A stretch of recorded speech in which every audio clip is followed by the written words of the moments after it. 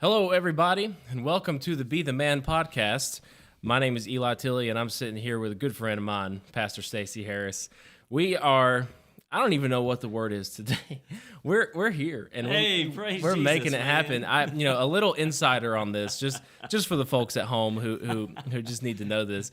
This is a rerun. This is round two. It's round two. Everybody gets a mulligan. And I always take a mulligan on the first tee. The first episode we did, technology was not in our favor. No, it just wasn't, man. But here we are, and we're going to bring a word to you today. It may have How been you doing, the Lord preacher? thinking, I'm doing great. It may have been the Lord thinking, maybe we were thinking more highly of ourselves than we ought, because we left here thinking, we just killed that. Good. I mean, we laid that down last week. We were like, oh, gosh, that was a great podcast. And it may have been like the Lord was like, maybe we need to go at that again with a little different angle. And in the Be the Man principle, I think about Hope. I'm getting ready to marry her, and the wisdom that she's got. I was getting ready to edit this thing. I was sitting there. I was at her house, and I was just doing a little bit of work. She was doing homework, and I said, "There ain't no audio." And she didn't even get upset. She said, "You know what? Maybe it's probably right. Maybe the Lord had this in mind." So hey, I told Eli, Pastor probably said something dumb. I promise you. Or I probably me. did. I probably said something so dumb it wasn't even funny, and the Lord's protecting us. Another angle is we don't let the enemy have any victory. I told Eli he's just probably something so impacting and valuable in someone's life out there was going on that he's trying to block it, but he is not going to have the victory. We're gonna go through today a fresh pass, a fresh look. I get to preach twice every Sunday, so here we it are. is. Second I get to service. do a second service. Be the man. And right this is. I will tell you guys this. This is really cool. This is a special episode. It is number 52. Yes, it is. This is 1 year. This episode marks 1 year of Be the Man.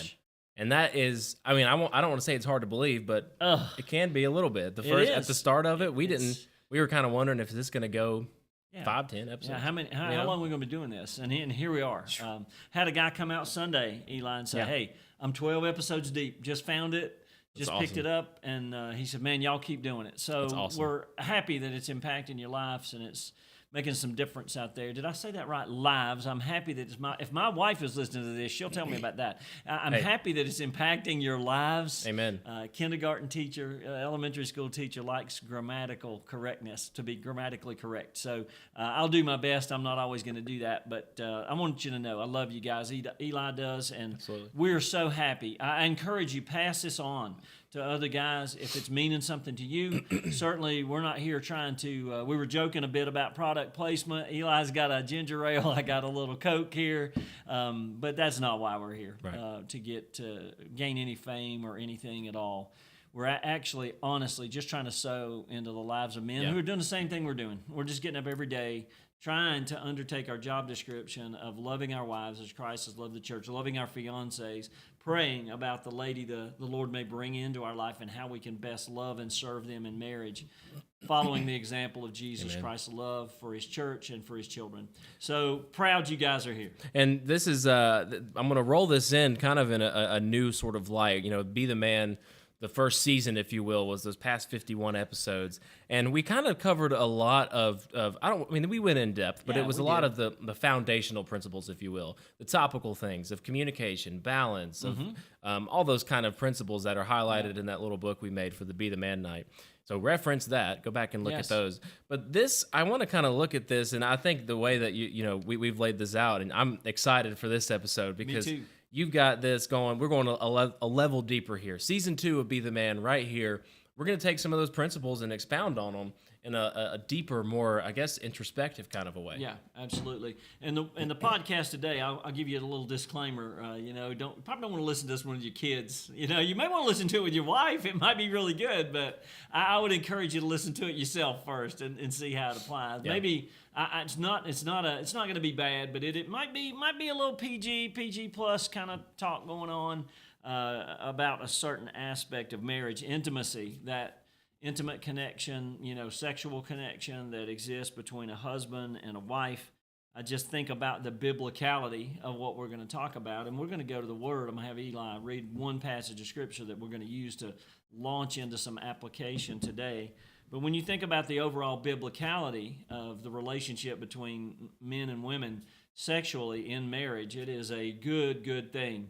I recall telling Eli about a lady that early on when I was doing some marriage counseling, I've been doing this for hard to believe. You think about 1 year be the man. Eli, I'm about to finish 30 years of ministry coming up, working on my 30th year. That is beyond my imagination. And I remember early on doing some marriage counseling. This has probably been 20 years ago, I would say, at least. Maybe 20. It may be more than 20. I'm not as good with that as I used to be. But I remember a husband and a wife in there. I used to ask a question to lead into the intimacy discussion. I don't talk that much with couples about it anymore. But in that day, I kind of made it a point to say something about it. Almost because I felt like I had to. Right. Does that make sense? Right. I really did. I Sure. felt like I had to. But I would ask the question, how do you feel about sex in a relationship? And usually there was a little pause as they thinking, how do we answer this? This is the preacher sitting here. I mean, we don't want to talk about this with the preacher. I remember on this one occasion, a long pause, and finally the lady spoke up and said, well, I'm for it. So, I mean, we're all for it. That's part of the marriage relationship. Yeah. And honestly, if there wasn't any heat between you, if there wasn't a physical attraction between you, the odds are you wouldn't be together, right? Right. I mean, you Right. just wouldn't. You wouldn't be drawn to each other if you didn't look across the room in that moment and say, oh my gosh, look, I mean, now that person's attractive. Right. I mean, before you ever got a chance to talk to them, that physical glow, certainly from the inside out, in most cases when you find the one that the Lord has for you, was there. So if there weren't a little bit of heat, sex in marriage is a very biblical thing. I think of the Song of Songs. Mm-hmm. We teach from that book, you cannot escape the figurative language there again of the relationship between a husband and a wife, a man and a woman, and how they pursue each other, pushing toward that climax of meeting together in a sexual I way. haven't quite delved into that one in student ministry yet. Okay, You know? I understand that. Probably I haven't gone to the Song of get a Songs high yet. view. Yeah. That's Like, what I it's usually like- say. I'm gonna take a high view of this book, guys. We're Yeah. not gonna get into the nitty gritty. I'm It's just in gonna there. take a high book, but it's there. I appreciate Eli tackling all these big subjects because kids know more. I mean, honestly, That's true. I encourage you, fathers. Here we go and be the man, in fatherhood. I encourage you to early on protect your kids' hearts and be ready and be sensitive to speaking with them openly about those things because it's just different. Yeah. Students know more Absolutely. than you believe they know. I promise you, they know a lot more, and you want them to get it from a good source, a good biblical source. So Song of Songs is big. I think of the Garden of Eden. I go back to the very beginning where the Lord saw that it wasn't good, that man was alone. He made a helpmate in Eve. I can't imagine, Eli, what Adam felt like when he woke up and the Lord had done that surgery, had performed that dynamic, life-breathing surgery from taking a rib and making a helpmate for him. I imagine the first time that he saw Eve, she didn't have any clothes on either. I mean, you're talking about, oh my gosh, he's never seen a woman, he's thinking, what is this? I mean, oh my gosh, he had to be overwhelmed. Yep. He really did. And I imagine Eve the same way. Absolutely. Sometimes I'm guilty of just from a man's perspective in that moment. But I imagine Eve, thinking, oh my gosh, this is a cool creation right here. And we say, good job, Lord, when we come to this place, because his intention for marriage is us to be in that place together. That's one of the most wonderful things that'll ever happen in your life is in the bedroom or in the intimate moment between a husband and a wife. That brings us to this passage, this very biblical passage that we're going to use today, right out of Hebrews. So, yeah, there's the biblicality of it, right? Hebrews 13:4. I'm going to let Eli read it, and we're going to exhort you a little bit, encourage you a little bit, and have a little discussion about some of the things that are contained herein. So, Eli, tell us a bit about what Hebrews says, the writer of Hebrews, about the marriage and the marriage bed especially. Yeah, absolutely. And it's kind of cool that we're going through this particular passage, and it kind of gives me some fuel because I'm going through the book of Hebrews with the students. And when I get to this passage, I'll kind of be able to reference some of these things, right? Yeah, I'm going to be praying for you, brother. I appreciate that. So here we go. Hebrews 13:4. I'm going to go out of the English Standard Version. Yeah, I'll say, perfect. let marriage be held in honor among all, and let the marriage bed be undefiled, for God will judge the sexually immoral and adulterous. Amen.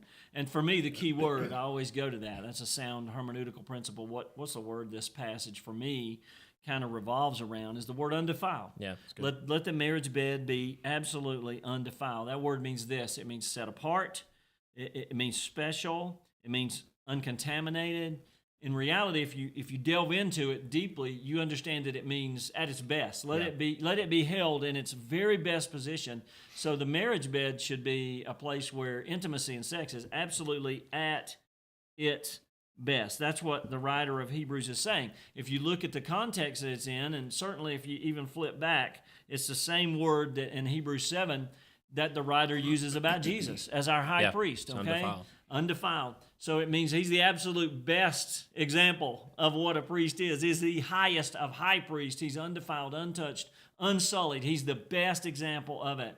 And that's what he's saying about the marriage bed, that it be undefiled, set apart, special, and absolutely at its best. How does that land with you, Eli? Well, and I think that, we can tie this in a lot of different principles, but I think one of the things that makes me think about this is in my life as somebody who's engaged, looking for this, I think the world has this view of sex and of marriage that is a little skewed, honestly. Absolutely. So a lot of people, and even just in my life, well, what's the benefit? Why do you, as a man, feel like you should wait for that? What do you gain from that, Eli? And I think that's just the enemy trying to distract and trying to skew what the Bible says. But the reality is, it's what the Lord calls us to do, is to be pure, to be upright, to be holy, Absolutely. and to not do something that He's ordained for that moment, for this Absolutely. particular occasion. Absolutely. And it's worth the wait. Absolutely. I think about, you remember that old country song, Andy Griffith, I think it was Brad Paisley. Here's my old mind, guys, but I think it was Brad Paisley, Waiting on a Woman. And you remember Andy Griffith was in this song with him back in the day, and they talk about the honeymoon. Let me say this about the honeymoon, and Andy says, let me tell you, it was worth it. It was worth the wait. It was worth waiting on that woman, when we got together on the honeymoon. And guys, it is. It's worth that wait. That's where Eli and Hope are. It is worth the wait. And sometimes when I'm counseling couples who have been married a lot of years, but they're struggling and they're having problems in not only this arena, but other arenas. And I find problems in this arena usually stem from other arenas where there's issues. So, when I'm counseling with them, I say, sometimes maybe you need to come apart and let's do a reset spiritually. And you can do that. Guys, you may have made some mistakes and some bad decisions in your relationships, and you say, man, I can't go undo that. Well, maybe not in a literal sense, but you can reset that. Right. I believe the Holy Spirit will give you a divine reset, and sometimes you can come apart and say, Lord, we're going to start this again. We're going to come at it in a brand new way. We're going to approach this area of our relationship as well as the other areas of our relationship with a divine reset. I think of a podcast that we did not too long ago with the Freliks. You remember that? Yes. And they were talking about the fact that, they'd been together 20 years and they got married for the second time, and I was really curious I said, what do you mean you got married for the second time? Didn't get divorced and remarried, but they said, man, we had to have something different and brand new. And part of that, you need to go back and catch the podcast. It'll help you a ton. Part of that for them, if you remember, Eli, was he saying, Sean said, I went down to the basement. Right. I moved out of our bedroom until we had that second marriage ceremony. And then we came back together, and he said, man, it's been spectacular from that moment on. Cool. It really has been altogether different. So, guys, there is a moment where you can reset that. And it is worth the wait. It is worth it, worth it, worth it. There's something special. Yeah. It's about like opening every present you got for Christmas on December the 7th. When Christmas comes on 25th. You ain't nothing there. You're like, what in the world?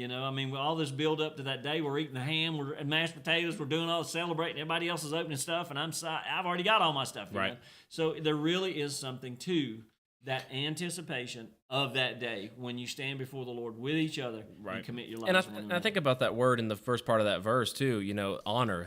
Marriage is held in honor among all things, and that almost in a way it kind of takes. I guess it really does takes the honor out of it. Sure, there's not really this level of honor and respect that you have. You better believe it, because it's not at its best. You've somehow degraded it. Right. You've not held it in the high esteem. You've degraded that a little bit. So.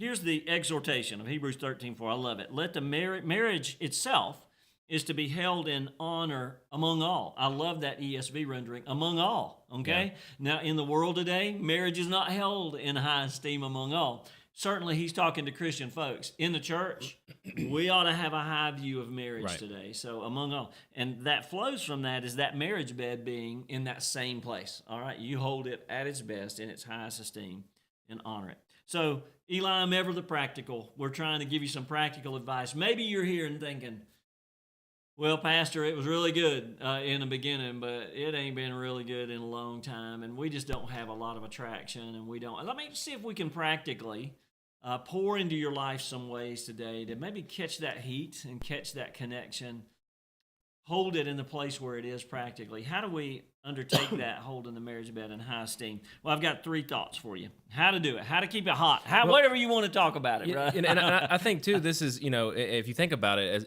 as well, this is also practical for other guys in my stage of life who are waiting for that moment, Absolutely. who are looking forward to that. And even if you're not even engaged, you're looking forward to that day. Yep. This is kind of something that we can take into practice and say, this is how I can implement that in my life going You can be forward. strategic in your courtships Absolutely. and your dating, because you're going to, honestly, this is an honest podcast. Guys, I know that when you're dating a girl, you're going to get somewhere, somehow, someplace, sometime. And you two are going to have to make a decision on how far you're going to let things progress. Yeah. And so how do you strategically think about, all right, I'm really driven by this good, godly desire that's inside me, but Right. I want to make sure that we hold it until the right time and the right place to Right. where if the Lord has us together, then we're both the better in that moment. If he doesn't, then we haven't done something that both of us look back on and go, oh my gosh, I wish I could undo that right there. So yeah, this is a great way to strategize and maybe insulate yourself so that you are pointed in that right direction. That's Right. a grand point, Eli. So I'm gonna let Eli speak a lot too today. So I'm gonna throw out these 3 things, 3 real from this verse right here, 3 ways that I think that will help you practically keep that passion, reignite that passion, whatever the case may be. Number 1, you got to dispel a myth. So here's the myth, Eli, I think. And maybe I'm wrong. You tell me if I'm wrong, but here's the myth.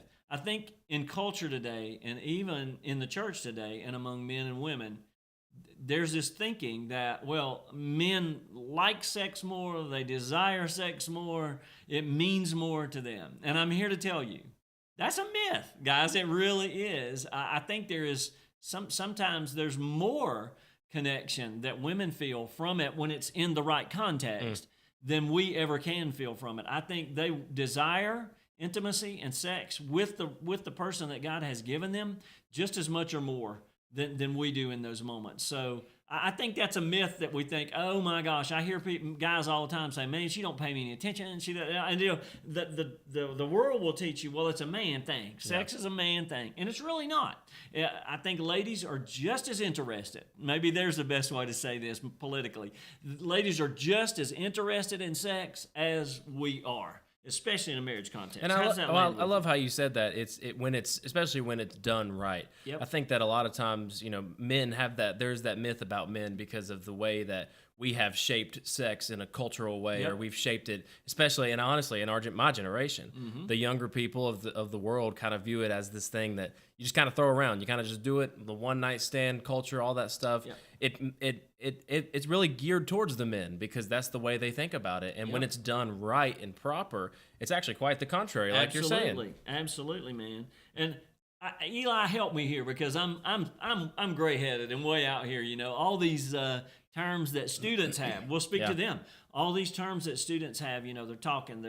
There's a stages to their relationship that there just never was when I was young. Now I understand some of them, but talk to me a little bit because this is my perception. And I would like you to correct me if I'm wrong or speak into it with more detail for the students, especially that are listening. Yeah. Is there's almost this assumption today that there's a point in that relationship that if you say you're dating somebody, there's almost an assumption, from the world's perspective, not from the church, but from the world's perspective, there's almost an assumption that you're sexually active. Is that the case? And it is the case, and unfortunately, it is with a lot of students and a lot of young people. And one of the things I've talked to a lot of younger students about is that concept exactly of, you get into a relationship, you're dating, you're courting, you're even talking to a person, and once you cross that dating, you have that expectation of sexual activity. And I've tried to, pour into them that more than that it's immorally wrong, you kind of get yourself wrapped up in this connection with a person that you're going to carry with you your whole life. And that, you can't come away from that. Even the scripture talks about that. You are becoming one flesh with that person. Absolutely. And if you do it as this sort of dishonorable thing, just this sort of idea, this concept, this throwaway night, you're kind of you're playing a little bit with some dangerous territory there. You better believe it. And I say this to a lot of young people too, and I hope you guys hear this from a pastor's heart who loves you more than life and who's got a little experience. I've walked through divorce with folks. Yeah. I have. I mean, Christian folks that I love, that sometimes it just doesn't work. I get it. It just is what it is. But I've never walked through a divorce that was easy. You know why? Because you can't just untangle yourselves from that. So what we've done in our culture today is make dating marriage. So here you are at 14, 15, I don't know what age we're talking about, 16, 17, 18, and society tells you this is part of a relationship. Well, think about it. When you break up, that's a divorce. Yeah. That's what you're going through. Whether you own a house together, whether your finances, whether you own a car together, it doesn't matter. Yeah. From an emotional and a mental standpoint, you are going through a divorce in that moment. And I can tell you from experience, that is not an easy or a clean thing to do. It is not as easy as sending a text and saying, hey, I think we're done. I'm going on my way and you go on your way. I think this is over. No, there's much more to it than that. So be careful. All right, back to this myth here. All right, that ladies don't desire intimacy as much as men do. I think that's just wrong. One of the things that we use here, Eli's been through this, so he knows. One of the greatest marriage counseling tools that we use at Trinity is a report called a SYMBIS report. Oh, yeah. It's called Save Your Marriage Before It Starts. Love it. Each person goes through it individually. You want to speak to the process a little bit, Eli? Oh, yeah. You just went through it. So yeah, we Pastor Jesse, shout out to Pastor Jesse. He's been on here before. Love you, brother. Yes, sir. He sent it to us. We took the exam together, and I'm sure you'll be going through it with us. Yep. Pastor Stacey's our officiant for this wedding. So, but we kind of got these exams, if you will, separately. I took them, Hope took them, and it goes through a lot of the I feel like it's more of a self-assessment. It is. But it kind of goes through some big topics of how are you with conflict? How are you with finances, with intimacy, with, what kind of personality type do you have when you go through these kind of situations? And we're going to come together here soon and talk to both of you guys to kind of see see where you are. See where we're at and how those things interplay and that kind of thing. Absolutely. And it's pretty in-depth. It takes like a half hour. It does. Probably. Just about. And some of the questions in there, speaking on this vein of intimacy, was, things like who's going to initiate? How often do you expect it? Those kinds of things. And that you probably wouldn't have talked about outside of that test. Yeah, absolutely. I guarantee you. And here's one of the things that I find in that report, because Eli's right. It's talking about who's taking out the trash, and especially in this intimate arena. Who do you expect to be the first one to say, hey, you look really good, starting the ball rolling? Who's going to be that person that initiates all that, How many times? And this is a question in this SYMBIS test. And we don't only use it for newlyweds. I use it for couples before I do counseling with them, because they may not have ever even had these conversations, and that's part of their issue. Yeah. So one of the questions is, how many times a week do you expect to have sex? That's one of the questions. What are you looking at here? I mean, when you're going into your marriage, what are you realistically expecting? And I'm going to tell you what I find, Eli, over a bunch of these that I've walked through, is that it is surprising that oftentimes, at least they're equal, more often than not, the lady is expecting it more times a week than the man is. And that is a myth in society, that you would think the lady will say, hey, how about once a week is good with me? I mean, let's just don't get into all that stuff.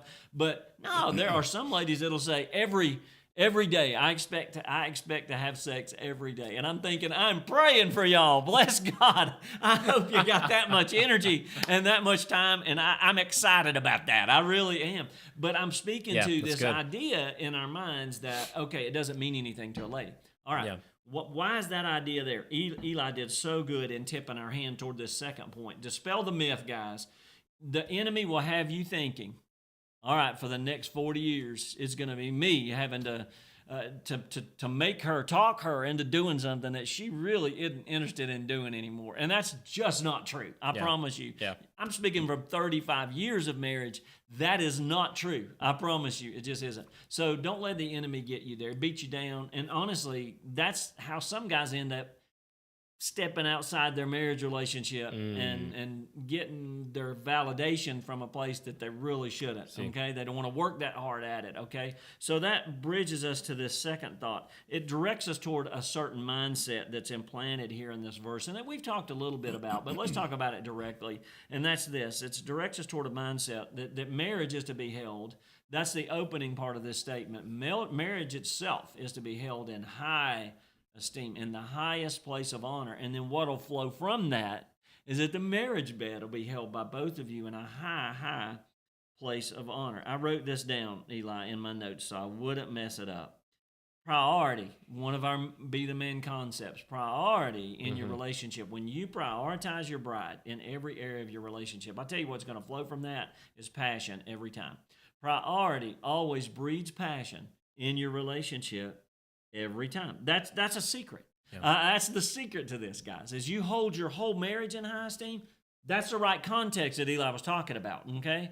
When you get this in the right context, all of a sudden it becomes very exciting. Yeah. And from that priority, passion begins to flow. I promise you, it won't be working at it. It'll be, how can we find a way? How can we find more opportunity to get together in a place like this, especially when you got kids in the picture, especially when you got obligations in the picture and all these things that you're trying to work around in the busyness of life. When you begin to direct yourself, dispel that myth, then begin to direct yourself toward the mindset that is completely 180 of that myth that both of you are engaged in this, then really magic things happen. What do you think about that, Eli? I mean, honestly, let's face it. We live in a society that's busy. We have a lot of things going on. We do a lot of different things. And I even in my own life, I've found that things start getting a little iffy if your priorities aren't straight, if your priorities aren't intact. And I think that's a very crucial point of just Be the Man in general, of having your priorities set and making these things, like my relationship with Hope has got to come before a lot of other things, come before ministry. It comes before, all these other things. And next to the relationship with the Lord, Hope's right there, and we've got to prioritize each other. And I've noticed that when I do that, things kind of seem to go a little smoother. Absolutely, man. And I want to say this, reference back to the Simbas. I don't think I'm speaking out of turn, but if you already are married, I think it's the greatest thing. I think it'd be a good thing to do, even if you are married. Absolutely. If the two of you sit down and go through that report, I promise you that it'll point out the places where maybe you're not prioritizing. Exactly. And ultimately, it'll give you some wisdom that that means something to her. Yeah, kind of turn your brain to it. Okay, so what I'm doing over here maybe doesn't mean as much to her. What I'm emphasizing, maybe I need to be emphasizing this because that shows her that she is priority in my life in even a better way. Yeah, I agree with you. Get in touch with us. You can do that down. I know Eli always puts great ways for you to get in contact with us. So get in contact with us. Let us know. We will get with you and we will make that happen. I promise you. And even sit down with you and go through that and help you guys navigate those things. It would be a delight for some of our folks who are really good at this in our marriage ministry here, Sean and Kristen, to sit down and coach you through that. There's just so many resources right here at Trinity of Fairview aimed at marriage and enriching that. And this is huge. In real estate, Eli, I'm going to throw this out there. The key to this prioritizing yourselves and getting yourself in this mindset, the real key to it all, in real estate, they say your property value, easy sale, and property values are going through the roof. As anybody like Eli and Hope knows, when you're trying to buy a home in this market, it's tough. But the three cardinal rules of real estate, what are they, Eli? Location is number one, number two is location, and number three is location. Those are the big things. So here is how you direct yourself toward a mindset in your relationship, and you prioritize your spouse well, and then passion comes out of it, is communication, and communication. Man, that's the way to do it. If things aren't really like you're expecting them, or maybe you feel like you're getting the sense from your spouse that somehow she's not getting out of the sexual part of your relationship something that's good and profitable, dude, it's time to stop and sit down and honestly say, hey, what is up? Is everything okay? Let's talk about this. So that'll help direct you toward that mindset. And I promise you, you go sit and have an earnest conversation with your spouse about this area of your relationship especially, and you watch what happens. I promise you that priority you're placing through communicating with her, it's gonna bleed out in passion every time in your life. Well, and I've been blessed by having been raised up by a great set of parents. Hope has too. And I think a lot of people miss this, but I can encourage y'all out there too, even if you are in this vein. I mean, even if you're married already, I think it would profit you, but especially in where I'm at, me and Hope sat down early on in our dating relationship and our engagement and kind of talked through these things of Yeah. like, what are your expectations? Kind of what kind of thoughts do you have about this? What's an honest conversation we can sit down and effectively communicate this? Because it really does. It profits well, and it dispels the ambivalence and gets rid of all these sort of expectations, unrealistic things. You kind of lay them out and communicate. Absolutely. And, guys, there are so many things in this world that are just drive you away from this mindset of prioritizing your marriage in this way, communicating about it in this way. And right here, you need to direct yourself back to the biblical mindset. Yeah. That, hey, I need to hold this thing in high esteem. It's a gift of God in my life, and the best thing I can do is communicate about it with my wife.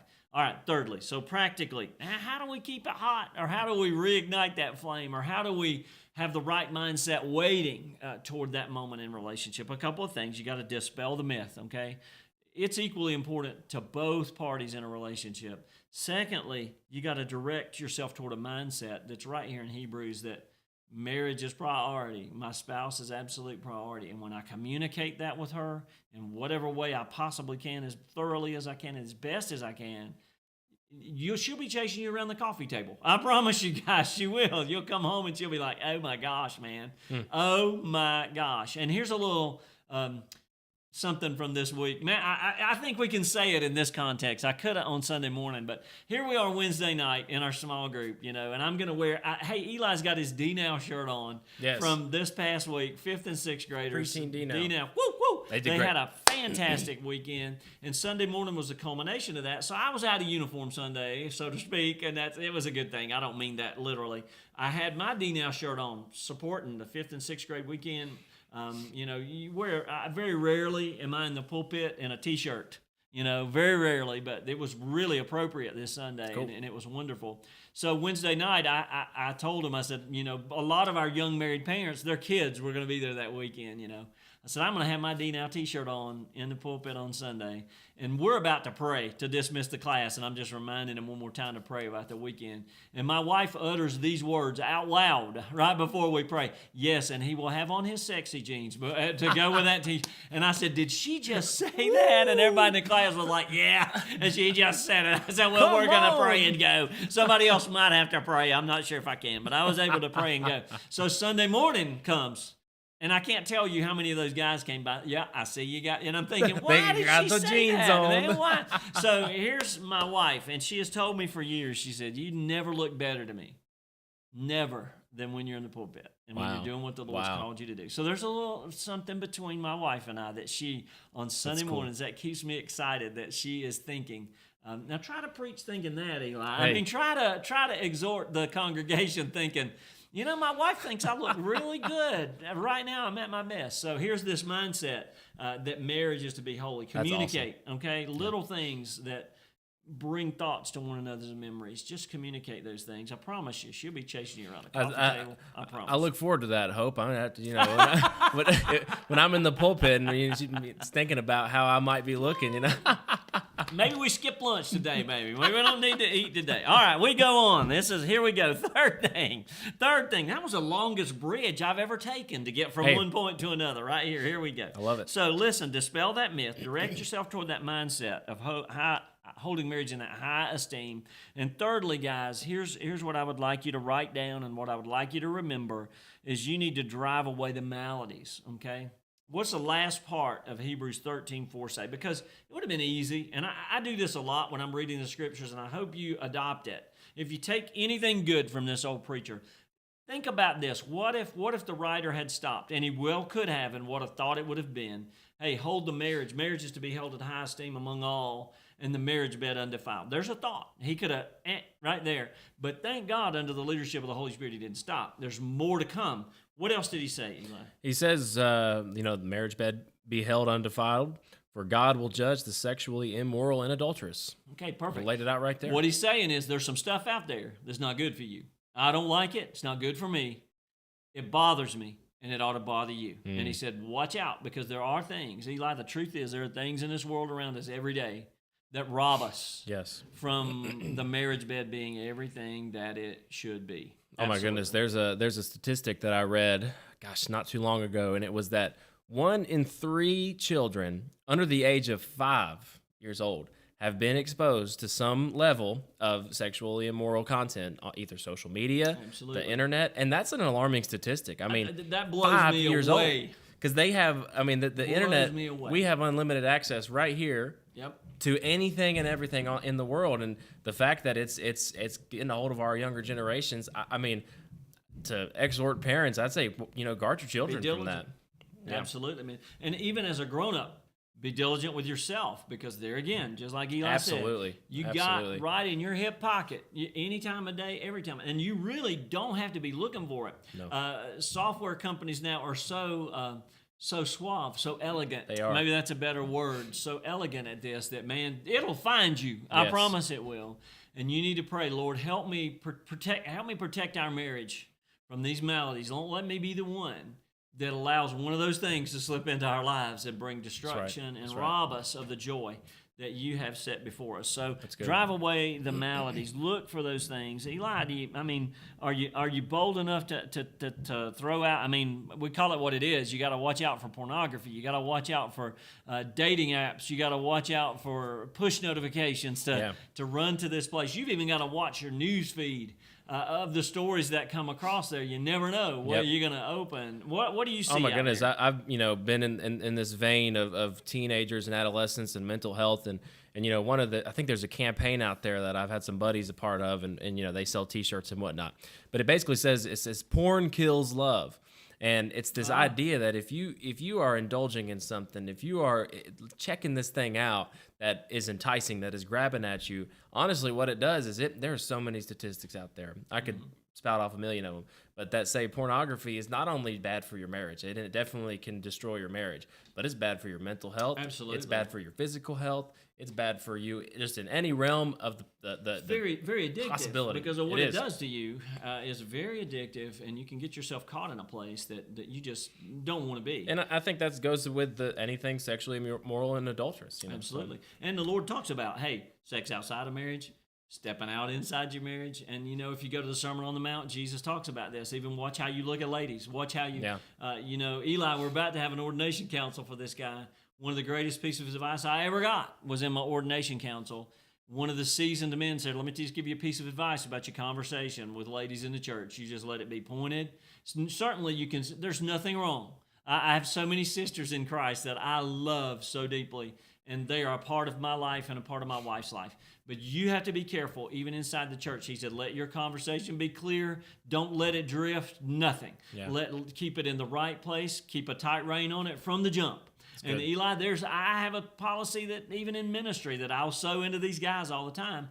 I don't go out to lunch with our secretary. I don't go by myself. Now, if we're going as a staff or there's more of us going, I'm not going to let her ride with me by herself. I'm just not. Is anything going to happen? No, nothing's going to happen. But I don't even want people to see me driving around with someone else saying, there's the pastor. You don't even want to open the door to that, Eli, so that's smart. And even I think about, Hope and I in the youth ministry as well. Yep. It's like when Hope and I are talking, if there's a young lady that's got a question for me, I'm happy to answer it, but Hope's usually right there. You better believe it. So, Very smart. Students out there, if you come ask me a question and you're a young lady, I love answering those questions, but Hope's there for accountability. Absolutely. It's for that. It's kind of a principle you put in place. It's putting some insulation, not only around you and Hope, it's putting some insulation around that young person as well. Absolutely. So, it's just wise. I think about it this way. Time is now where I'm back in the hospitals a lot. There's a lot of rooms, a lot of places I go in the hospital. I'll get the mask on. I get why? I don't want to get into a place and go in there without some barrier between me and the things that if they get into my life, they're going to make me sick. So that term malady, absolutely, it's disease. It's sickness, and that's where people find themselves, and it can happen in a heartbeat. So guys, be diligent. Yeah. There again, that communication with your spouse will override that. You like David Jeremiah? I mean, so old? Am I too old? Is he still chic out there? I've got quite a few of his books. Oh, he's incredible. A great teacher of the Word. I remember on one occasion. This has been years ago. I think of David Jeremiah as very straight. Yeah, and yeah. He's a great teacher. Put together. Yeah, straight. Put together, the whole dude, the whole 9 yards. The dude is, man, and great teacher of the word. And I remember one thing that stuck out in my mind. He was teaching about marriage in the home, and he made this statement. He said, "I've learned that if you can keep it hot at home, you won't have to worry about going anywhere else. Nobody will. So put some time into that." And for David Jeremiah to say that, that rang in my spirit like, man. So how do you drive away the maladies is the same way that you drive away disease. Certainly you put protective barriers up. But Eli, gosh, he's buff. Y'all know that. He works out. He eats right. Why do you do that, Eli? You look good, you feel good, but ultimately you're healthier, right? Yeah, generally healthier. You got a better immune system. You got a better way that when something comes against you, if you do get a little sick, you feel like you got some better ability to fight that off. Yep. Same thing is true in your spiritual sense, in your marriage relationship, and in the physical sense. If you can drive those maladies away, and when you do it right, when you put some plans in place to do it right from the beginning, the maladies don't have a chance when they come at you. So there's the third thing is pay attention. Guys, pay attention to what's around you and what's going on.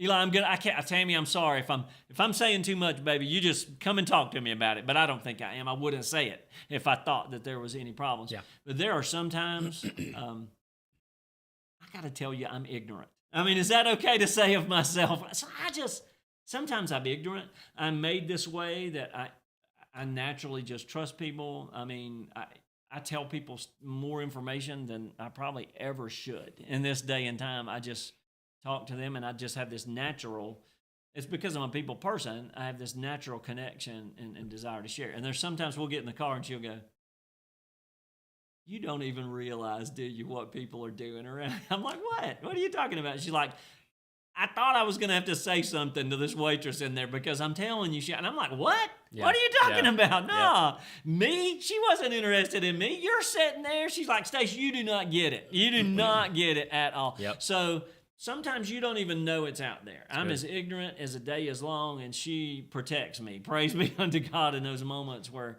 I can't even protect myself. So guys, trust each other, and I do the same for her. She's the same way.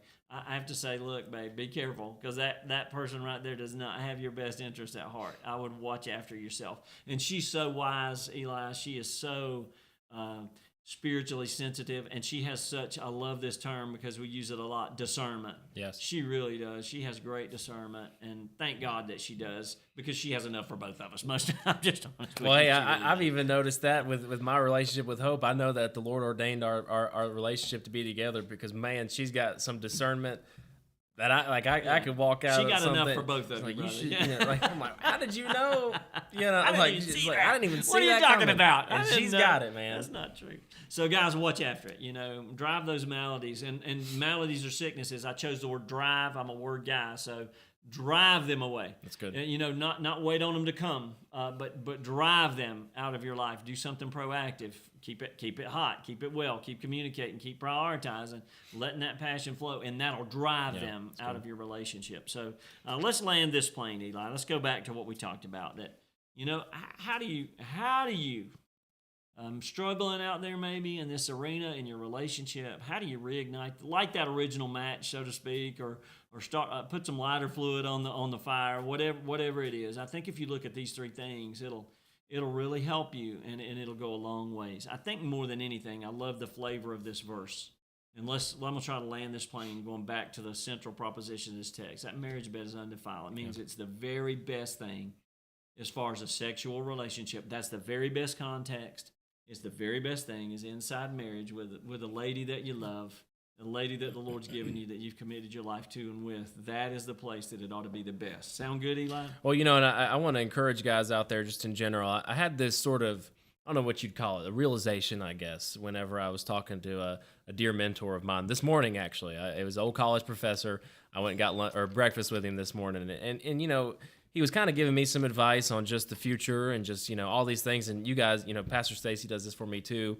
And I'm talking to the younger guys right now. Yeah. You guys think about all the time somebody tells you something, all this advice, and you're like, well, I got to wait a little while for that. It's like, well, I'm not getting married till a couple months, or you might be in the vein where I'm not even married yet. Yeah. And one of the things Professor Pete was pouring into me, he was saying, man, I've been there, these things that you're going through, I've been there, I've done that, I've got some insight on it. He said, I can guarantee you that if you look back when you're my age and you look back where you are now, you're going to be glad that you listened to those mentors. Absolutely. And I've been thinking about that of like, man, some of these things that even, you guys are saying, and this podcast, for example, it's a lot of stuff that I'm thinking, well, what does that profit me? But there's a product right here. It's like, look at the life. I always say, here's before and there's after. But and I just think it's so cool because I see all the marriages and all the insight and all the wisdom, and I'm from my perspective, why do I need to do this? Why do I need to look forward to this? Why do I need to wait for these kind of things?